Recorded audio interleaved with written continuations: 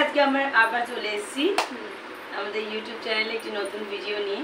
আমি শালিনী, আমি মহাশ্বেতা। আমাদের নতুন পডকাস্ট নিয়ে এসেছি। আজকে আমাদের বিষয়বস্তু হচ্ছে কোন দিনের কোন তারিখের নিরিখে কোন কোন কালার আমাদের পরাটা ভালো হবে কি খারাপ হবে। ঠিক আছে, আমার মনে হয় আপনারাও এটা আমাদের সঙ্গে এনজয় করবেন। বল আমি বলছি যে সোমবার তো হচ্ছে শিবের বার মানা হয়, হ্যাঁ, আর রবিবার তো সূর্যের। রবিবার, হ্যাঁ অ্যাকচুয়ালি রবিবার দিন সূর্যের পুজো করা উচিত। আদিত্য হৃদয় স্তোত্রম আমাদের জপ করা উচিত প্রতিদিন। এমনি ইচ ডে এভরিডে আমাদের ওই যে সূর্য প্রণাম মন্ত্র, যেটা আমরা বলে থাকি জপা কুসুমং শঙ্কাশং কাশ্যপেয়ং মাহাতে দিনদারি স্মৃতি বাক্য, এই মন্ত্রটা প্রতিদিন ফার্স্ট অফ অল কিন্তু এটা করাটা উচিত। এবং যারা স্টুডেন্ট তাদের কিন্তু একটা লাল ফুল নিয়ে, একটা তামার পাত্রে লাল ফুল জল নিয়ে এটা এরকম অর্পণ করতে করতে কোনো একটা গাছে বা কোথাও যাতে পায় না লাগে, কিন্তু অর্পণ করতে করতে দেওয়া উচিত। সকালবেলা উঠে কি করিস আগে? আমার সকাল ফার্স্ট অফ অল মানে ঘুম থেকে চোখ খুলেই তারপর কি করিস? আমি ঠাকুরের ইষ্টবিধি করি। আচ্ছা, ঘুম থেকে চোখ খুলেই? ঘুম থেকে উঠে বসে তারপর তো ঠাকুরের হাতে ঠাকুরকে তো মানে ইষ্টবিধি মানে হচ্ছে ঠাকুরকে পরে মানে কিছু খাওয়ার আগে আমি সারাদিনে খাবো বা এ করবো, ঠাকুরকেও কিছুটা দেওয়া। আচ্ছা, ইষ্টবিধি করার পর তো কফি খেতে খেতে কর বল। হ্যাঁ হ্যাঁ, অবশ্যই আমার সাথে কফি আছে। তো আমি হচ্ছে ইষ্টবিধি করি। ইষ্টবিধি করার পর হয়ে যায়, ফ্রেশ হই। তারপর তো আমার থানকুনি পাতা খাওয়া মাস্ট। তারপর তো এক গ্লাস জল খেতেই হয়। কিন্তু সকালবেলা উঠেই যে তুই ইষ্টগীতি করলি বা মাটিতে পা রাখলি, তখন কোনো মন্ত্র জপিস না? ফার্স্ট অফ অল সেটা করা দরকার। এটা আমরা অনেকেই জানি না, কারণ হ্যাঁ মামা জল খাও খাও, কারণ আমরা যখন ঘুম থেকে উঠে সবে মাটিতে পা রাখছি তখনই আমাদের পৃথিবী বসুন্ধরাকে প্রণাম করাটা সবার আগে দরকার। নমো ভূদেবায় বসুন্ধরায় নমঃ, এই মন্ত্রটা বলে যদি আমরা প্রতিদিন মাটিতে পা রাখি তাহলে আমরা কিন্তু আমাদের বসুন্ধরাকে প্রণাম করলাম। বুঝতে পারছি এটা, ঠিক আছে? তারপরে আমাদের সবার আগে দরকার হচ্ছে আয়নায় নিজের মুখ দেখা। বাসি মুখে দাঁত মাজতে নেই, তার আগে বাসি মুখে আয়নায় নিজের মুখ দেখতে হবে। আচ্ছা, এটা দেখার এটা কি? এবং শুধু দেখা না, দু হাত দিয়ে মুখটা ডলে নিয়ে দেখা, যাতে হাতের সবকটা যে অংশ রয়েছে, বিভিন্ন পর্বত রয়েছে, বিভিন্ন প্ল্যানেটস রয়েছে দু হাতের, সেগুলো আমাদের মুখের সঙ্গে টাচ করে। মুখকে সবকিছু সামনাসামনি, মানে মুখ, ভগবান তো মুখের মধ্যেই থাকে, অ্যাকচুয়ালি আমাদের মুখের মধ্যেই থাকে, যে কারণে মুখকে এটা খোলা যাচ্ছে না বাবা, এটা খোলা যাচ্ছে না, আমরা কথা বলছি এখন আর খুলে দাও করো না, বসো। তো এবারে সেই জিনিসগুলো সবার আগে আমাদের মুখে সমস্ত নটা যাতে গ্রহে স্পর্শ হয়, তাই হাতটা ডলে মুখে এরকম স্পর্শ করাটা উচিত। এরপরে আয়নার দিকে তাকিয়ে ম্যানিফেস্টেশন, ফার্স্ট অফ অল যেটা তুই চাইছিস সেটা তোর হয়ে গেছে, এইভাবে বলতে হবে। ঠিক আছে, মানে ধর তুই চাইছিস তোর দারুণ একটা রেজাল্ট হোক, তুই তাহলে মুখটা এরকম করে ধরে নিয়ে আয়নায় নিজের মুখ দেখে, কারোর মুখ দেখার আগে নিজের মুখ দেখবি, দেখে নিয়ে বলবি আমি দারুণ একটা রেজাল্ট করে ফেলেছি। তা তোর গাড়ির ইচ্ছা, বলবি আমার খুব তাড়াতাড়ি গাড়ি হয়ে গেছে, খুব তাড়াতাড়ি বাড়ি হয়ে গেছে, বা আমি করোড়পতি হয়ে গেছি, যে সেরকম ইচ্ছা থাকে। কিছু মনে করবেন না দর্শক বন্ধুরা, কিন্তু এটা করাটা অ্যাকচুয়ালি উচিত। এবং এরপরে ওই সূর্য প্রণাম, জপা কুসুম সংকর্ষণ, ওটা নমস্কার করেও করা যায়, বা চান করে উঠে যেটা করতে হয় সেটা হচ্ছে তোর তামার পাত্রে জল নিয়ে একটা লাল ফুল নিয়ে সূর্য করতে হবে। তো এই হচ্ছে সকালবেলা উঠার ফার্স্ট রীতি, তারপরে সবকিছু। আমাদের কোন আবার কালার সেকশনটায় আসি, তো আমাদের রবিবার দিনটা কোন কালারটা মেন পরা উচিত? রবিবার দিন এই রানী কালারটা পরাটা বেটার। কেন? রবিবারের অ্যাকচুয়ালি রবি যে পাথরটি আমরা পরে থাকি, সূর্যনারায়ণ বলা হয়, সূর্যনারায়ণের জন্য যে পাথরটি আমরা পরে থাকি সেটাকে বলা হয় চুড়ি বা রূপ, এবং সেটার কালার হচ্ছে এরকম বেদানার একদম কালারের মতো বা পার্পল কালার, রানী পিঙ্ক টাইপের এই কালারটাকে আমরা তাই চয়েস করতে পারি রবিবারে পরার জন্য। কিন্তু যদি তুই ডেট অফ বার্থ হিসেবে দেখিস, ডেট অফ বার্থ ব্যাপারটা কিন্তু আলাদা। এবার যাদের 1 তারিখে জন্ম হয়েছে তারা কখনোই কালো পরতে পারবে না, যাদের 2 তারিখে জন্ম হয়েছে তারা ডার্ক ব্লু করতে পারবে না। হ্যাঁ, মানে তাদের এনিমি গ্রহ হচ্ছে ওটা নিউমারোলজিক্যালি যদি দেখা যায়। আচ্ছা আমার তো 20 তারিখ জন্ম ইংলিশে 20 তারিখ হলে হবে না, এবার মাসটাকে তার সঙ্গে যোগ করতে হবে। বাংলায় আমার বাংলা হচ্ছে আষাঢ়। না না না না, ইংলিশে 20, তারপর মাসটা কি? মাসটা জুন মাস। জুন মাস, January February March April May June, 6। 20 মানে 2, শূন্যের কোনো ভ্যালু নেই এক্ষেত্রে। 2 আর 6 যোগ করলে কত হয়? 8। এরপরে সালটা 2009। 2009 মানে 2009 তো, তাহলে 9 আর 2 কত হয়? 11। আর হাতে রইল 8 ছিল, 11 আর 8 কত হয়? 12, 13, 19। 19 মানে 1 আর 9, 9 সঙ্গে 1 যোগ কর, কত হয়? 10। তাহলে শূন্যটাকে ধরবো না, তোর নাম্বার মূল্যাঙ্ক হচ্ছে 1। আচ্ছা, তাহলে তুই কিন্তু কখনো কালো পড়তে পারবি না। কালো পড়তে পারবো না, প্যান্ট বা জামা কোনোটাই না, কালো তোর জন্য নেগেটিভিটি বহন করে আনবে। এমনিতে কালো যারা বেশি পড়ে তারা রাহুগ্রস্ত হয়। তাই এবার সূর্য 1 নম্বর হচ্ছে সূর্যের নম্বর, এবার তারা যদি কালো পড়ে তাকে বেশি কিন্তু রাহু গ্রাস করবে। বাট অলরেডি আমি খুব সুন্দর একটা ব্ল্যাক কালার জ্যাকেট কিনেছি, কিন্তু কালোটাকে একটু অ্যাভয়েড করতে হবে না, মানে শুধু ওটা শুধু কালো নেই, ওটার সাথে রেড এন্ড কালোটার প্রাধান্য যেখানেই থাকুক সেটাকে অ্যাভয়েড করাটাতেই বুদ্ধি। মানে আমি বলবো যে শুধু একেবারে কালো নয়, কিন্তু প্যান্টটার সাথে অলমোস্ট আরো দুটো কালার আছে, মিক্সড কালার। মানে অল ওভার মেইন জিনিসটা কি? কালো। মেইন জিনিসটা কালো প্যান্ট, আর সাইডে হচ্ছে স্ট্রাইপ শেড আছে। আচ্ছা, মেইন জিনিসটা যদি কালো হয় তাহলে কালোটাকে অ্যাভয়েড কর। ওটা মাঝে মধ্যে খুব কম পড়িস, কিন্তু বেশি পড়িস না। এবার 3 নম্বর যদি কারোর ওই রকম নাম্বারটা মূলাঙ্ক যদি হয়ে থাকে 3, তাহলে তার পিঙ্কটাকে অ্যাভয়েড করতে হবে। 4 যদি হয় তাহলে অরেঞ্জকে অ্যাভয়েড করতে হবে। 5 হলে 5-এর ক্ষেত্রে কোনো ক্ষতিকারক কেউ নেই, কোনো শত্রু গ্রহ নেই 5-এর ক্ষেত্রে, তাহলে কোনো কিছু অ্যাভয়েড করতে হবে না। আমার যদি 5 হতো, সিরিয়াসলি বলছি, আমার যদি 5 হতো তাহলে আর আমাকে মানে ব্ল্যাকটা অ্যাভয়েড না, 5 শুধু না, 7-এও তাই। 7 হলেও কোনো কালারকে অ্যাভয়েড করতে হয় না, যে কোনো কালার সে পড়তে পারে 5 আর 7 মূল্যাঙ্ক হলে। কারণ ওগুলো তো জোর নয়, বিজোড় না, এই দুটো কালারের শত্রুগ্রহ সংখ্যা কম, সে কারণে 5 আর 7-এর ক্ষেত্রে কোনো শত্রুগ্রহ থাকে না বলে ওগুলোকে ওখানে আমরা যে কোনো কালার করতে পারি। 6 নম্বর মূল্যাঙ্ক হলে তখন ইয়েলোকে অ্যাভয়েড করতে হবে। 8 নম্বর মূল্যাঙ্ক হলে রেডকে অ্যাভয়েড করতে হবে। আর 9 পরে তো আবার 0, 0কে তো আমরা ধরবো না। নিউমারোলজিতে 1 থেকে 9 এই সংখ্যাগুলোকেই আমরা ধরবো। নবগ্রহ থাকে 1 থেকে 9 সংখ্যাও হয়। আর 9 নম্বরটা হলে তখন তাকে ডার্ক ব্লু আর ব্ল্যাক এই দুটো কালারই অ্যাভয়েড করতে হবে। তাহলে আমার যেটা প্রবলেম, আমার শুধু ব্ল্যাক, ও শুধু ব্ল্যাক। বাহ, তাহলে বোঝা গেল। এবার যদি তুই বার হিসেবে পড়তে যাস তাহলে কোন কোন দিনে কোন কোন বারে কি কি ড্রেস পরবি। মঙ্গলবার অবশ্যই, মঙ্গল মানে লাল, লাল রং পরাটা বেটার। যেখানেই যাবি ভালো কোনো কাজে রেড পরাটা বেটার। এবার তোর কিছু কিছু রাশির ক্ষেত্রে যেমন কিছু কিছু রং আর কি বেশি স্পেসিফিক হয়, যেমন বৃশ্চিক রাশিতে লাল পরলেই সেটা বেশি শুভ, মেষ রাশিদের ক্ষেত্রে লাল পরলেই বেশি শুভ, সেটা আলাদা। কিন্তু যদি তুই বার হিসেবে দেখিস, মঙ্গলবারে লাল পরাটা বেটার, বুধবারের জন্য সবুজ পরাটা বেটার, কারণ বুধ পান্নাকে ডিনোট করে, পান্নার রং সবুজ, তাই বুধবারে যে কোনো সবুজ রঙের শেড, বৃহস্পতিবার যে কোনো ইয়েলো অর অরেঞ্জ কালারের শেড, শুক্রবার তো গর্জিয়াস ড্রেস পরার দিন, শুক্রবার মা লক্ষ্মীর দিন, লাক্সারির দিন, যত দামি দামি সাদা এবং পেস্টেল কালার বা একটু হালকা কালারের পোশাক হয় সেগুলো, মেইনলি সাদাটা প্রেফারেবল। শনিবার দিনে নীলের হালকা শেড, কারণ ডার্ক ব্লু বলতে না করেছে, তো যদি ডার্ক ব্লুতে অসুবিধা থেকে থাকে কারণ, তাহলে নীলের হালকা শেড পরাই যায়। শনিবার করে নীলের হালকা শেড এভাবে। এবার বাকি রইল সোমবার, শুধু সোমবারটা বলিনি। সোমবার দিন যে কোনো কালারই পরা যায়, সোমবার দিনে কোনো সেই রকম অসুবিধা থাকে আছে।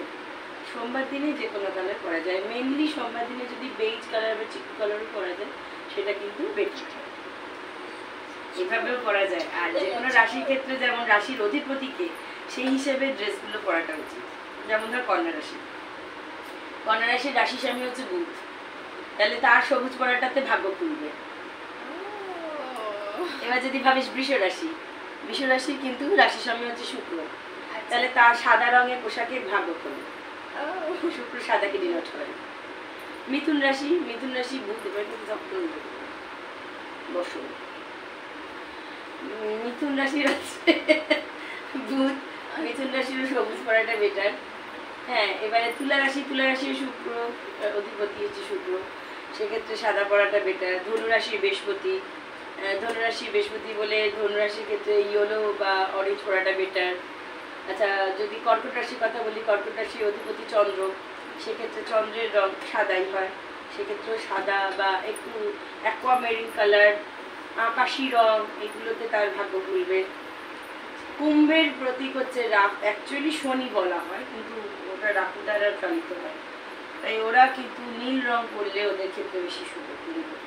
পাইসেস বা মীন, তাদের ক্ষেত্রে বৃহস্পতির অধিপতি, সেজন্য ইয়েলো বা অরেঞ্জ পরলে সেক্ষেত্রে শুভ।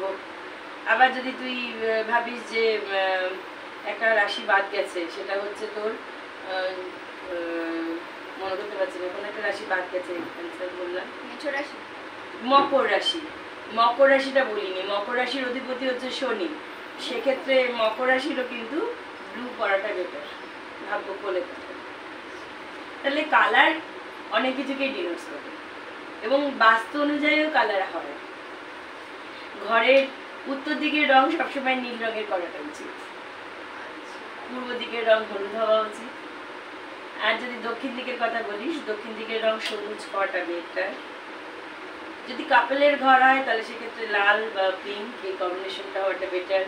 বাচ্চাদের ঘরে নীলের প্রাদুর্ভাব আর হলুদের প্রাদুর্ভাব হলে বেটার। রান্নাঘর লোক হলুদ এমনিতেই করে, কিন্তু লাল হলেও মন্দ না, লাল অরেঞ্জ হলেও মন্দ না, কারণ অগ্নি রঙকে ডিনোট করছে তিনটে কালার দিয়ে। তো রং কিন্তু ভীষণ বড় একটা এফেক্ট। আচ্ছা দেখো, বাথরুমে বেসিক্যালি এখন বলছি, মানে আমি একটু নেগেটিভিটির দিক দিয়ে আমি যাচ্ছি। আচ্ছা, বাথরুমের ওয়াশরুমে কিরকম রংটা করা উচিত? ওয়াশরুমের রং অ্যাকচুয়ালি হোয়াইট প্রেফার করাটা বেটার, কারণ বাথরুমে সবসময় বলা হয় রাহুর বাসস্থান। আমার একটা প্রশ্ন আছে, যার বাথরুম যত নোংরা, একটু ইন্টারাক্ট করলাম, যার বাথরুম যত নোংরা তার রাহু তত খারাপ, সে বাড়ির উন্নতি হয় না। সে বাড়ির উন্নতি কোনোদিনও হবে না যদি বাথরুম নোংরা থাকে। এবং বাথরুমের দরজা বন্ধ রাখতে হয়, দরজা না দিতে পারলে, বন্ধ না করতে পারলে তাতে পর্দা টাঙিয়ে দাও। বাথরুম খোলা রাখা যাবে না, তাহলে নেগেটিভ ভাইবস ঘরে ঢোকে। তো বাথরুমের রং সবসময় সাদা টাইপের হলে, একটা সাইন্টিফিক্যালি যদি দেখি, আলোর বিকিরণটা ভালো হবে, আলোর রিফ্লেকশনটা সুন্দর পরিষ্কার দেখা যাবে। এবং যদি তুই অ্যাস্ট্রোলজিক্যালি বলিস, যত সাদা টাইপের রং হবে তত রাহুর ইম্প্যাক্ট কম। মানে আমাকে লাইটলি রং রাখতে হবে, লাইটের মধ্যে, নিয়নের মধ্যে, যে কোনো নিয়ন না, একদম প্যাস্টেল শেড রাখলে বেটার হয় বাথরুমের রং সবসময়। ডোরেরও সেম না, দরজাটা তুই চেঞ্জ করতে পারিস, দরজাটা দিয়ে রাখতে হবে, যখনই তাই করিস না কেন দরজাটা তোকে দিয়ে রাখতে হবে, কারণ ঘরের বাথরুম হচ্ছে রাহু, পুরো রাহু। আচ্ছা, সেটা আরেকটা জিনিস, যখন ধরো আমি বাথরুমে যাচ্ছি, আমি গিয়ে নিজের মধ্যে চেঞ্জ করে, স্বাভাবিক আমরা বাথরুমে গেলে স্নান করার পর সবাই চেঞ্জ করি। এবার ওইখানে প্রত্যেকটা মানুষের ক্ষেত্রে বলছি, শুধু আমি আমার ক্ষেত্রে বলছি না, সবাই মানে ওখানে কি বসবাস এখনো থাকে? রাহু সবসময় থাকছে। এবার রাহু একটা দুষ্ট গ্রহ, তাকে কখনো তাড়ানো যায় না। এবার সেটাকে আমরা দমন করতে পারি, এটাকে কমিয়ে রাখতে পারি। যাদের বাড়িতে নেগেটিভিটি প্রচুর হাবি হচ্ছে, যে কারণে রাহু ইম্প্যাক্ট কাদের পড়ে, তখন আমি বুঝবো আমার রাহু খারাপ। মাথা কাজ করবে না, প্রচণ্ড অ্যাংজাইটি ডিপ্রেশন হবে, কালো রঙের প্রতি আসক্তি বাড়বে। রাহু আগ্রস্ত লোকেরা প্রচণ্ড টাকা ওড়াতে থাকে, ব্র্যান্ডেড জামা কাপড়, প্রচুর জামা কাপড়ের পিছনে টাকা ওড়ায়, তারপরে তোর মদ নেশা, বিভিন্ন জুয়া সাট্টা, এসবে বিভিন্ন টাইপের নেশা তাকে গ্রাস করবে। তখন বুঝতে হবে যে তার রাহু একদম খারাপ হয়ে গেছে। এবার রাহুকে ভালো করা যায়, আর সবার আগে যেটা উপায় হচ্ছে মা দুর্গার আরাধনা বাড়িতে চালিয়ে রেখে দে। দুর্গা মন্ত্র, কোনো যে কোনো দুর্গা মন্ত্র, রাহু আপনি কমে যাবে। বাথরুম পরিষ্কার করে দে, বাথরুমে যেন জল না কখনো জমে, সেটাকে দেখতে হবে। খারাপ হচ্ছে, বাথরুমে জলটা জবার বন্দোবস্ত করে দিতে হবে। এগুলো হচ্ছে সাধারণ সাধারণ ব্যাপার। এবার কোনো ব্যক্তি যদি রাহু পীড়িত হয়, পকেটে একটা কাজল রাখুক, রাহু আপনি কমে যাবে। পকেটে একটা ময়ূরের পালক রাখুক, রাহু আপনি কমে যাবে। যে ছেলেটি বা মেয়েটির মধ্যে বেশি হাবি হয়েছে, কোনো গার্জিয়ান যদি বুঝতে পারেন যে তার ছেলে মেয়ের মধ্যে রাহু হাবি হয়েছে প্রচুর, ঘরের পর্দা সমস্ত এরকম মানে ময়ূরের পেখমের ছবি আঁকা দিয়ে দিক, ফ্যানের মধ্যে ময়ূরের পেখম আটকে দিক, বিছনার চাদর ময়ূরের পেখমের করে দিক, পর্দার কভার ওরকম করে দিক। কিন্তু অনেকে যারা রকচটা, মানে যারা বসে যদি রকচটা হয়, মানে রাহু একদম রাহুগ্রস্ত তারা। এবার অনেকে দেখবে মানে যখন খুবই অ্যাট্রাক্টেড হয়ে যায় তখন কিন্তু মানে কিছু এর পছন্দ হয়। রাহু অ্যাকচুয়ালি একটা ওষুধ, সরভান বলে একটা ওষুধ ছিল। আচ্ছা, সেই অসুর একই মোহিনী রূপে যখন বিষ্ণু অমৃত দান করছিল, তখন আর কি ও গেছিল, গিয়ে আর কি, এটা বোধহয় আগেও গল্পটা বলেছি, তো তখন ও আর কি মেয়ে সেজে আর কি দেবতা সেজে ও অমৃত পান করতে যায়, এবং অমৃত পান করেও ফেলে। সেই অবস্থায় বিষ্ণু ভগবান ওর গলা কেটে দিয়েছিল। গলাটা তাই মাথা থেকে গলা পর্যন্ত গেছিল দেখে গলাটাই কেটে দিয়েছিল, যাতে শরীরের বাকি অংশ না যেতে পারে। যদি বাকি আর যদি বাকি অংশে যায়নি তো ভালো, যদি বাকি অংশে যেত না বাকি অংশেও তো কিছু ইম্প্যাক্ট পড়েছে, যে কারণে কেতু আছে, তাই সাপের মতো দেখতে ছিল সরভানুকে, তাই মাথাটা হয়ে গেছে রাহু, আর তারপর অংশটা হচ্ছে কেতু, এবং সেটা সূর্য আর চন্দ্র বলে দিয়েছিল, তাই সূর্য আর চন্দ্রকে দেখলেই রাহু গ্রাস করে নেয়। তার জন্য সূর্যগ্রহণ চন্দ্রগ্রহণ, এটা স্পিরিচুয়াল, এটা কোনো সাইন্টিফিক না, বাট এটা একটা হিস্ট্রিক্যাল গল্প, যাই হোক সেটা। আচ্ছা, আমার আরেকটা কোয়েশ্চেন আছে, যে সূর্যগ্রহণ বা চন্দ্রগ্রহণ যেটা হয় সেটা কি যুদ্ধ চলে না ওরা সত্যি খেয়ে ফেলে? এটা সাইন্টিফিক্যালি বলতে গেলে সূর্য, চাঁদ আর পৃথিবী একটা সরলরেখা চলে আসছে, আর কিছুই না।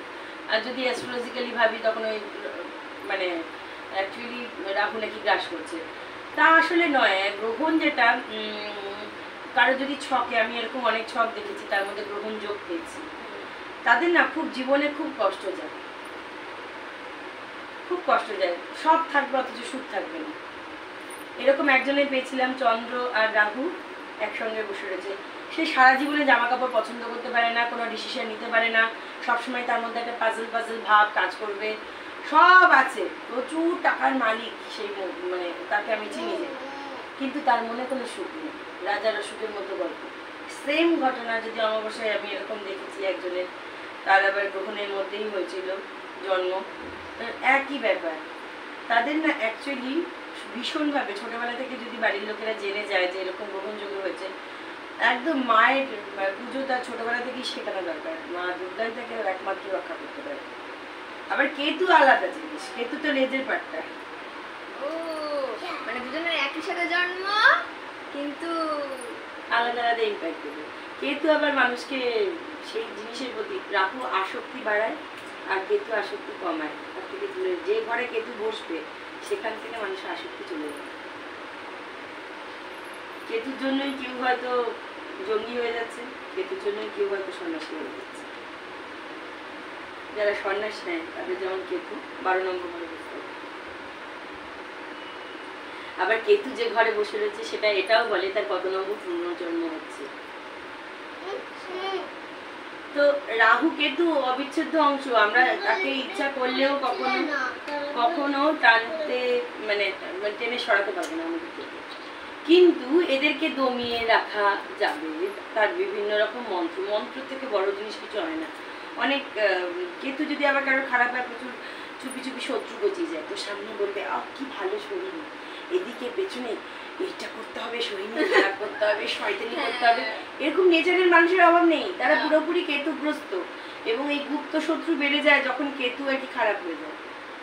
দেখবি অনেকের নখের পাশ থেকে চামড়া উঠে যায়, নখ খাওয়ার প্রবৃত্তি বেড়ে যায়, তার মানে কেতু খারাপ হচ্ছে। কেতু খারাপ হচ্ছে মানে কোমর থেকে পায়ের নিচে প্রচুর গুতাগুতি খাবে, প্রচুর ব্যথা হবে, কোমর থেকে পায়ের মধ্যে ব্যথা হবে। দেখবি লোকে চলতে ফিরতে পায়ে হঠাৎ করে গুঁতো খেলো, অনেক সময় হয় তো, কেতু খারাপ। তার একদম কেতু ভালো কাকে বুঝতে পারবি, সিম্পল একটা শব্দতে বোঝা যায়। তার কাছ থেকে কোনো একজনের থেকে যদি কিছু চাস, সে যদি হাসি মুখে এমনি দিয়ে দেয় বা যদি বলে যে হ্যাঁ নিয়ে নাও, তাহলে তার কেতু ভালো। কেতু সবসময় কিছু ত্যাগকে শেখায়, আর যদি সে না দেয় তাহলে কেতু তার খারাপ। এবং তাদের ক্ষেত্রেই পায়ে বেশি আঘাত লাগবে। কেতুতে অ্যাক্সিডেন্ট করায় কিন্তু রক্তপাত করায় না, এটাও একটা চিহ্ন। মানে সাইন্টিফিক্যালি মানে বলতে গেলে কেতু আর কি একটু হলেও ভালো, একটু ভদ্র। কিন্তু রাহু আবার সবার থেকে আলাদা, এত মাথা বকিয়ে দেবে, এত মাথা চালাবে। এখন দেখ আমাদের এই যুগে দাঁড়িয়ে রাহু কিন্তু একটা অবিচ্ছেদ্য অংশ। টিভি দেখ বল, যে কোনো ইলেকট্রনিক গুডস বল, সবই রাহু। আমরা যে পডকাস্ট করছি, ওই যে লাইটিং ফিটিংস বা মোবাইল নিয়েছি, সেটাও তো রাহু। কিন্তু রাহুটাকে ভালো কাজে লাগানো যায়। যাদের দেখবি অনলাইনে ভাগ্য ভালো, অনলাইনে জিনিসপত্র ভালো কিনতে পারছে, খারাপ জিনিস আসছে না, তাদের রাহু ভালো। কিন্তু যাদের অনলাইনে ভাগ্য খারাপ, রাহু খারাপ। এবং তার সেক্ষেত্রে কিন্তু স্কুলের থেকে মানে তার চাকরির জায়গাতে ভীষণ সমস্যা তৈরি হবে। রাহু সে তার সঙ্গে বসের বনবে না, তার সঙ্গে তো তাদের টিচারদের বনবে না। রাহু এমন মাথা বকিয়ে দেওয়ার সবচেয়ে খারাপ দিক হচ্ছে যারা যত বেশি নেশায় আচ্ছন্ন হয়, তার মানে সে তত বেশি রাহুগ্রস্ত। ঠিক আছে বন্ধুরা, ধন্যবাদ আমাদের সঙ্গে এতক্ষণ থাকার জন্য, আমাদের বকবক শোনার জন্য। যদি আমাদের চ্যানেলটি পছন্দ হয় তাহলে লাইক, শেয়ার এবং সাবস্ক্রাইব করতে একেবারেই ভুলবেন না। ঠিক আছে, থ্যাংক ইউ।